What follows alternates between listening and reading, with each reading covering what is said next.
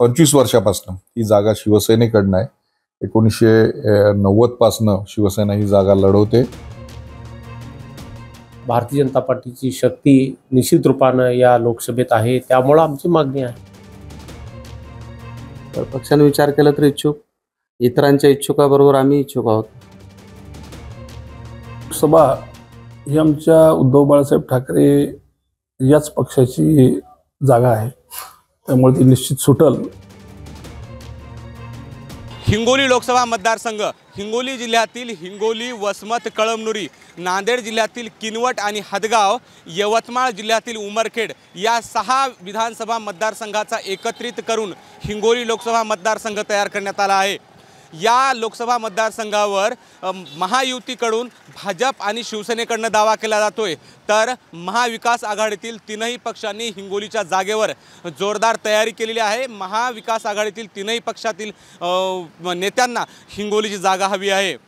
2019च्या लोकसभा निवडणुकीमध्ये हेमंत पाटलाच्या रूपानं मराठवाड्यात शिवसेनेला जो तो खासदार मिळालेला आहे. हिंगोलीचे खासदार हेमंत पाटील हे मराठवाड्यातील एकमेव खासदार आहेत जे शिवसेना पक्षाचे आहेत. आता या हिंगोली लोकसभा मतदारसंघाचं चित्र काय असणार आहे, चला पाहूया. गेल्या 25 वर्षापासून ही जागा शिवसेनेकडनं आहे. 1990 पासनं शिवसेना ही जागा लढवते. शिवसेनेचे अनेक खासदार होऊन गेले आणि ज्यावेळेस माननीय मुख्यमंत्री एकनाथ शिंदे साहेबांबरोबर 12 खासदार माननीय गृहमंत्री अमित शाह साहेबांना भेटले, त्यावेळेस त्यांनी सर्व 12 खासदारांना शब्द दिलेला आहे की उमेदवारी त्यांना देण्यात येईल, त्यांचं पूर्णपणे संरक्षण करण्यात येईल.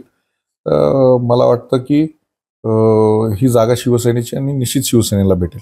भाजपनं मागितलेली जागा आमची भारतीय जनता पार्टीला, पण वरिष्ठ आता निर्णय आहे, तो वरिष्ठ काय आदेश देतील त्याप्रमाणे होणार. बरोबरच आहे, 25 वर्षापूर्वी लढते, पण पहिल्यानं 1980 साली भारतीय जनता पार्टीने जागा लढवलेली आहे. केवळ 15 ते 20 हजारानं त्यावेळेस स्वर्गवासी माजी खासदार गुंडेवार साहेब हे निवडणूक हरले होते. त्यामुळं भारतीय जनता पार्टीची शक्ती निश्चित रूपानं या लोकसभेत आहे. पक्षाने संधी दिली तर लढायला कोणी इच्छुक असतं. पक्षांना जर वाटलं की हा कार्यकर्ता आमचा जिंकू शकतो, तर पक्षाने विचार केला तर इच्छुक, इतरांच्या इच्छुकाबरोबर आम्ही इच्छुक आहोत. मी हिंगोली लोकसभेवरती लोकांनी संधी दिली तर या मतदारसंघाच्या विकासासाठी निवडणूक लढवायची माझी तयारी आहे. वरिष्ठांच्या किंवा स्पष्टपणे सांगायचं तर माननीय शरद पवार साहेबांच्या कानावर मी आग्रही मागणी घातलेली आहे की लोक आग्रहास्तव मला हिंगोली लोकसभा लढवायची आहे. पवार साहेबांनी सुद्धा बऱ्यापैकी संमती दिलेली आहे. मूळ जागा ही तशी राष्ट्रवादीची आहे. लोकसभा ही आमच्या उद्धव बाळासाहेब ठाकरे याच पक्षाची जागा आहे, त्यामुळे ती निश्चित सुटल. आणि साहेबाचे तसे निर्देश होते आम्हाला की कामाला लागा, म्हणल्यानंतर आम्ही कामाला लागलेले. हिंगोली लोकसभा मतदारसंघ शिवसेना आणि काँग्रेसचा बालेकिल्ला आहे. 2014 साली मोदी लाटेत या मतदारसंघात काँग्रेसचे दिवंगत खासदार राजीव सातव यांनी विजय मिळवला, तर 2019 साली काँग्रेसला पराभूत करत हेमंत पाटील यांनी हिंगोली लोकसभेवर भगवा फडकवला होता. 2019च्या निवडणुकीनंतर आता डोक्यावरून पाणी गेलं आणि शिवसेना 2 पक्षात विभागली गेली. हिंगोली जिल्ह्यातील 1 आमदार आणि 1 खासदार यांनी ठाकरेंची साथ सोडली. आपण हिंगोली लोकसभेचा सध्याचा विचार केला तर गेल्या काही वर्षांमध्ये ही जागा शिंदे गटाकडे जरी असली तरी गेल्या काही वर्षांमध्ये आज मतदारसंघामध्ये भाजपनं जे मायक्रो प्लॅनिंगनं संघटन काम उभा केलेलं आहे, तो एक फार दखल घेण्यासारखा विषय आहे. आणि त्या एकमेव मुद्द्यावर भाजपची या जागेच्या बाबतीतली जी आग्रही मागणी आहे ती आणखी वाढत आहे. सध्याचे आपले जे खासदार आहेत हेमंत पाटील ते शिंदे गटाचे आहेत आणि गेल्या काही वर्षांमध्ये भाजप आणि या युतीच्या माध्यमातून जे काही विकास कामे जे लोकांना दिसायले, सगळ्यात महत्त्वाचा म्हणजे रस्ते हा एक फार मोठा भाग या लोकसभा मतदारसंघावर प्रभाव टाकणारा आहे, जो केंद्र सरकारच्या माध्यमातून मोठ्या प्रमाणात अतिशय चांगले रस्ते आणि इतरही काही विकास कामं जी झालेली आहेत त्या अनुषंगाने सध्या तरी महायुतीच्या बाबतीमध्ये या मतदारसंघामध्ये अधिक अनुकूलता आहे. दुसरा जो विषय आहे महाविकास आघाडीचा, तर महाविकास आघाडीमध्ये अद्यापर्यंत तरी कुठल्याही उमेदवारावर किंवा कुठल्या पक्षाकडे ही जागा राहील या बाबतीत काही अंतिम सोल्युशन असं निघालं नसलं तरी शिवसेनेकडून नागेश पाटील आष्टीकरांचं नाव समोर येत आहे. आष्टीकर हे मागील विधानसभेला पराभूत झालेले आहेत आणि यावेळेस लोकसभेसाठी इच्छुक आहेत. त्यामुळे एकंदर असं बघितलं महाविकास आघाडीमधून तर एक प्रभावी असा चेहरा अद्याप तरी महाविकास आघाडीकडे नाही. जर अशा स्वरूपाचा कुठला एखादा चांगला दमदार चेहरा, एक चांगला उमेदवार जर महाविकास आघाडीकडून जर समोर आला तर निश्चित या ठिकाणी एक तुल्यबळ अशी लढत. तर दुसरीकडे महाविकास आघाडी सरकार स्थापन झाल्यानंतर भाजपा देखील हिंगोली लोकसभा निवडणूक लढवण्याची तयारी करते. बूथ वाईज भाजपच्या वतीने तयारी सुरू आहे. घरोघरी भाजपच्या योजनांची माहिती घेऊन हे बूथ प्रमुख नागरिकांना माहिती देतंय. तर दुसरीकडे युती धर्मात ही जागा शिवसेनेच्या वाटेला जाते. पण हेमंत पाटील यांच्याविषयी मतदारसंघात असलेली नाराजगी पाहून शिवसेना आणि भाजपमध्ये या जागेवरून ओढाताण सुरू आहे. 1990 पासून ही जागा शिवसेनेची आहे आणि त्यामुळे ही जागा शिवसेनेचीच राहणार आहे. शेवटी हायकमांड किंवा पक्षश्रेष्ठी जे ठरवतील ते सर्वांसाठी शिरसावंदी आहे. युती धर्म आजपर्यंत आम्ही पाळत आलो. आमचे सन्माननीय आमदार संतोष बांगर यांनी सांगितलं त्या पद्धतीने. मी एकनाथ शिंदे मी बाळासाहेबांचा कार्यकर्ता आहे. मी एकनाथ शिंदे साहेबांबरोबर त्यांच्याबरोबर गेलेला आहे. ते माझे नेते जे काही ठरवतील त्या पद्धतीने माझी पुढची राजकीय दिशा असेल. प्रत्येक लोकसभा मतदारसंघामध्ये 6 विधानसभा मतदारसंघाचा समावेश असतो. त्याचप्रमाणे हिंगोली लोकसभा मतदारसंघामध्ये सुद्धा 6 लोकसभा मतदारसंघाचा समावेश आहे. आपण या मतदारसंघामध्ये कोणत्या पक्षाचा आमदार आहे, त्या विधानसभा मतदारसंघामध्ये कोणत्या पक्षाचं प्राबल्य आहे याचा आढावा घ्यायचा प्रयत्न करूया. हिंगोली लोकसभा मतदारसंघामध्ये सुरुवातीला हिंगोली विधानसभेचे जे आमदार आहेत ते तान्हाजी मुटकुळे हे आमदार आहेत. ते भाजप या पक्षाकडनं आमदार आहेत. कळमनुरी हा विधानसभा मतदारसंघ आहे. या मतदारसंघाचे आमदार संतोष बांगर आहेत आणि ते शिवसेना या पक्षाचे आहेत. एकनाथ शिंदे यांचे शिवसेनेचे ते आमदार आहेत. तर वसमत विधानसभा मतदारसंघामध्ये राजू भैया चंद्रकांत उर्फ राजू भैया नवघरे हे राष्ट्रवादीचे आमदार आहेत. अजित पवार यांच्या राष्ट्रवादीचे ते आमदार आहेत. तर हदगाव हा विधानसभा मतदारसंघ आहे.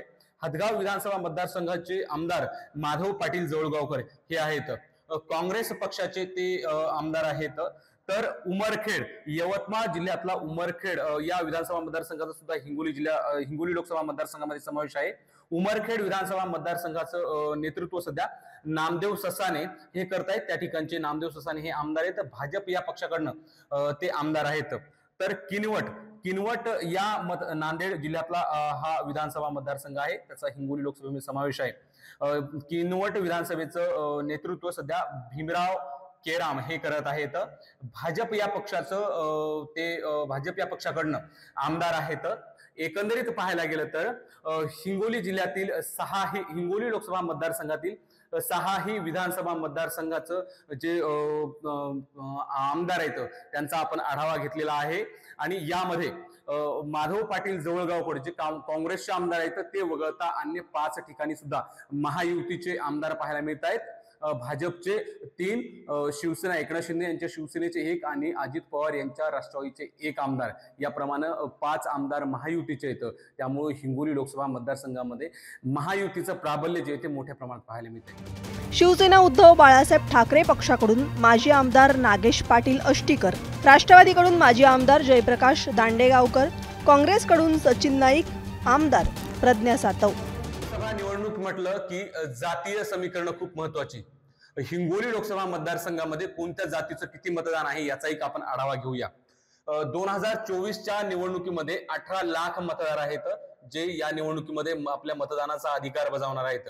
सुरुवातीला एक महत्वाची सूचना देऊ इच्छितो. ही जातीय मतदानाची जी आकडेवारी आहे ही आम्ही आमच्या राजकीय सूत्राकडनं घेतलेली आहे. ही ढोबळ मनाने घेतलेली आहे. ती कमी अधिक प्रमाणात असू शकते. सुरुवातीला आपण बघूया ओबीसी समाजाचे जे मतदान आहे ते किती आहे. ते ओबीसी समाजाचं मतदान जे आहे ते 37.5% इतकं मतदान आहे.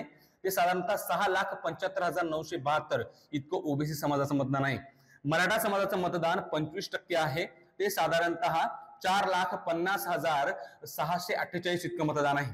एससी समाजाचं मतदान जे आहे ते 15% आहे.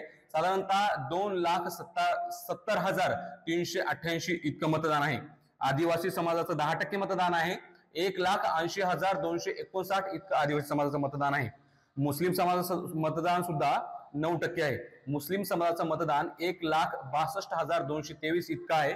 तर इतर मध्ये 3.5% इतकं मतदान आहे इतर जे आहे ते, आणि त्यांचं मतदान साधारणतः 63,090 इतकं इतर मतदान आहे. एकूण पाहायला गेलं तर जवळपास 18 लाख मतदार यावर्षी निवडणुकीचा जो आहे तो अधिकार बजावणार आहेत. लोकसभा निवडणुकीमध्ये ही जातीचं जे समीकरण आहेत ती खूप महत्वाची आहे. कारण कोणत्या जातीचं मतदान जे ते कोणाला कौल देतं, कोणत्या समाजाचं मतदान कोणाला कौल देतं, हे या निवडणुकीमध्ये तितकंच महत्वाचं राहणार आहे.